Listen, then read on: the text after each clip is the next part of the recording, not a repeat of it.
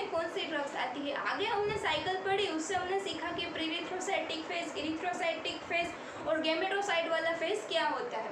तो उसके हम पहले क्लिनिकल क्लासिफिकेशन देखेंगे, उसके बाद हम उसका केमिकल क्लासिफिकेशन भी देखेंगे।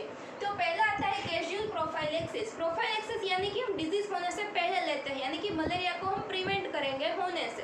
तो कैजुअल प्रोफाइलेक्सिस में क्या आता है, प्रीमाक्विन आता है। वो पहले यूज़ होती थी लेकिन अब नहीं होती है क्योंकि उसकी टॉक्सिसिटी की वजह से, लेकिन वो सिर्फ प्रोफाइलेक्सिस में यूज़ नहीं होती, आगे मलेरिया की ट्रीटमेंट में यूज़ होती है।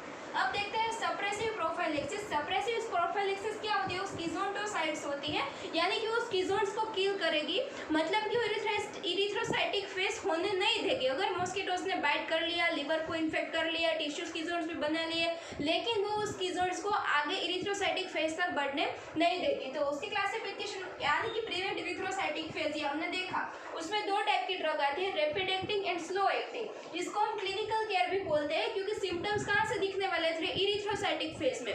तो हम सिम्टम्स भी नहीं दिखते देंगे क्योंकि हम इरिथ्रोसाइटिक फेज ही नहीं होने देंगे, तो इसको हम क्लिनिकल केयर भी बोल सकते हैं।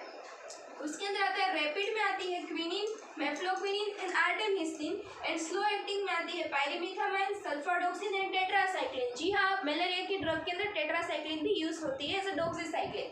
तो ये दोनों क्लासिफिकेशन हुआ। तीसरा जो है रेडियल केयर। रेडियल केयर यानी कि टोटली इरेडिकेट करना है both erythrocytic and second erythrocytic schizogony. ये सेकेंड इरिथ्रोसाइटिक किस में हो रहा था, प्लाज्मोडियम वाइवेक्स में, उसमें रिलैप्स हो रहा था क्योंकि उसके पास क्या था, हिप्नोजोइड्स थे। वो सेकेंडरी इरिथ्रोसाइटिक यानी कि एक्सो इरिथ्रोसाइटिक फेज में एंटर हो गए, यानी कि फाल्सीपुरम में इसका कोई रोल नहीं है। फाल्सीपुरम की हम जो रेडियल केयर है वो टोटली हम सप्रेसिव प्रोफाइलेक्सिस से हम ट्रीट कर सकते हैं, यानी कि रेडियल केयर की जरूरत फाल्सीपुरम में नहीं रहती, वाइवेक्स और ओवम में रहती है, तो उसको रेडियल केयर बोलते हैं। उसके अंदर जो है प्रीमाक्विन एंड प्रोग्वानिन जो है वो यूज होते हैं, वो टोटल इरेडिकेट करते हैं। उसके बाद जो फोर्थ है गैमेटोसाइटोसिडल, यानी कि जब संपूर्ण मलेरिया साइकिल फॉर्म हो गए और फाइनल में गैमेटोसाइट्स बन गए, तो हम क्या करेंगे, उस गैमेटोसाइट्स बने उसको हम किल करेंगे।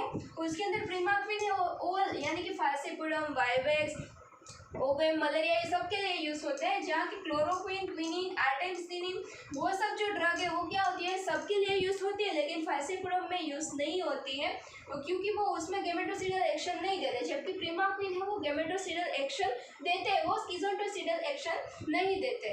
उसके बाद हम देखेंगे कि प्रोग्वानिन एंड पायरिमिथामाइन जो वो सब ड्रग है वो क्या करेंगी कि सब गैमेटोसाइट का फर्दर इन्फेक्शन होने से प्रिवेंट करेंगी, उसको आगे बढ़ने से, उसको किल नहीं करेंगी। और हम आगे देखेंगे केमिकल क्लासिफिकेशन। उसके अंदर क्या होता है, केमिकल क्लासिफिकेशन के अंदर पहले आता है सिंकोना अल्कलॉइड। सिंकोना अल्कलॉइड्स जो होते हैं वो सिंकोना की यानी कि क्विनिन और क्विनिडाइन जैसे ड्रग से हमें मिलता है, वो ट्रीट करते हैं मलेरिया को। हम जानते हैं कि जो सिंकोना अल्कलॉइड होते हैं उस ड्रग की साइड इफेक्ट्स होती है सिंकोनिज्म, वो हम बाद में देखेंगे जब हम डिटेल में सारी ड्रग देखेंगे। दूसरा होता है वो एक क्विनोलिन डेरिवेटिव्स होता है। क्विनोलिन डेरिवेटिव्स के अंदर और 3 टाइप होते हैं। पहले होते हैं 4 अमीनो क्विनोलिन्स।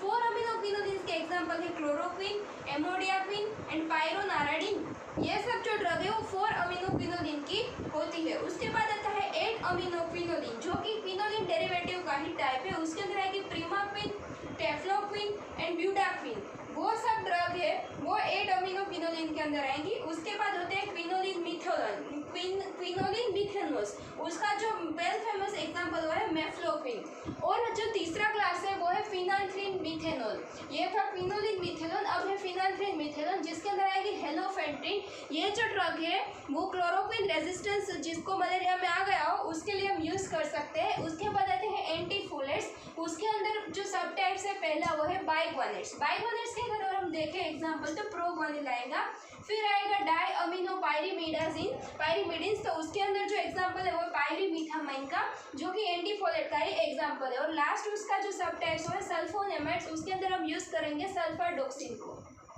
और अगला नेक्स्ट क्लास है वो है आर्टेमिसिन। जो आर्टेमिसिन है वो हम कहाँ से ऑब्टेन करते हैं, from the plant leaves of the Artemisia ओवा। उसकी अंदर से हम ड्रग मिलती है आर्टेस्यूनेटेड आर्टे ईथर जो कि आर्टेमिसिन के एग्जांपल है। उसके अंदर 7वां केमिकल क्लासिफिकेशन है एंटी माइक्रोबियल, जिसके अंदर हम एंटीबायोटिक यूज़ करते हैं जैसे कि टेट्रासाइक्लिन की, डॉक्सीसाइक्लिन, एटोवाक्विन एंड क्लिंडामाइसिन। तो ये हो गया मलेरिया का chemical classification. Thank you friends.